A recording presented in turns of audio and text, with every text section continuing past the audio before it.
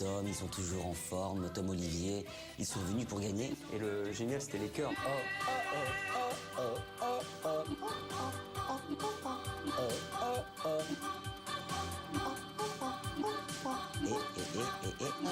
Voici l'histoire d'Olivier et de Thomas. Ces deux garçons ont une passion commune, le football. Tous deux ne rêvent que d'une chose, devenir champion du monde. Olivier et Tom, alors là, avec Dragon Ball Z, c'était le must pour moi. C'est le premier dessin animé de foot. Ça reprenait un peu toute la vie d'un jeune footballeur. Qui es-tu? D'où tu viens? Je viens juste d'arriver ici.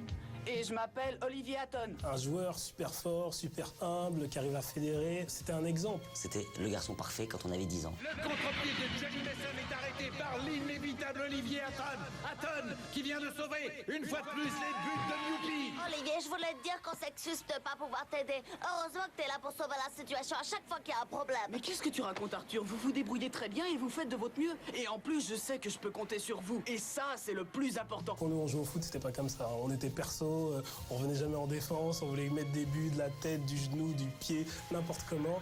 Et on se prenait tous pour livre. Allez, Olivier, je t'attends. Hatton se rapproche, il déclenche un tir très puissant. Mais Thomas Price arrête facilement ce tir puissant. Il y avait Thomas qui était son ami. C'était celui qui était gardien de but, avec une casquette plus obscure, plus secret. Il connaissait pas trop sa vie. Il n'en parlait pas trop. Allez, Olivier, je Et t'attends. c'était son adversaire. Il fallait savoir qui allait gagner des deux. On dirait qu'il y a un problème. Eh ouais, les gars, on a 120 partout. Et en fait, les deux gagnaient parce que les deux étaient trop forts et au final, ils étaient dans la même équipe. Il y avait l'autre gardien avec ses cheveux longs. Ed Warner, le mec qui mettait les deux pieds sur les cages comme ça, pouf, et qui se détendait pour attraper la balle.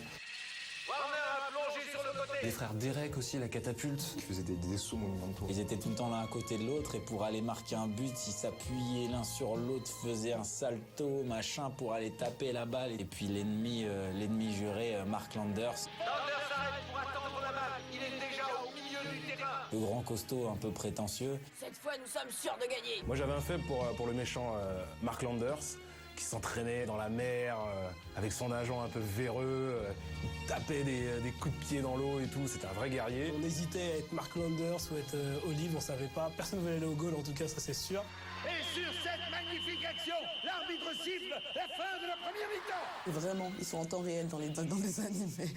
C'était les matchs de foot les plus longs du monde. C'était assez impressionnant, les mecs ils pouvaient courir pendant 2 épisodes pour faire une passe. Longue passe d'Olivier Hatton à Bruce Harper qui démarre balle au pied en direction des buts de San Francisco.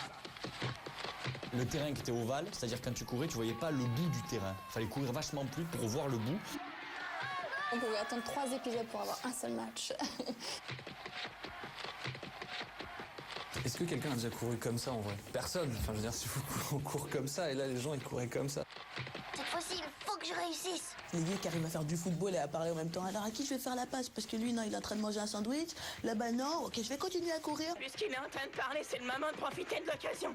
Harper avance tout seul. J'adorais l'idée que le speaker dans le stade commente en direct pour les gens dans les tribunes, quoi. Alors, personne n'a jamais réfléchi à ça, mais c'était fou. Absolument incroyable. Le gardien Thomas Price sort de sa cage et se dirige vers le capitaine de Youpi. Quand Tom tentait d'arrêter une balle, là encore c'était pareil, il sautait pendant des heures avec des traits derrière et il pensait. Non, Olivier, tu ne pourras pas me battre. Est-ce qu'il va le mettre? Ils avaient une façon de matérialiser le foot, c'était des super-héros.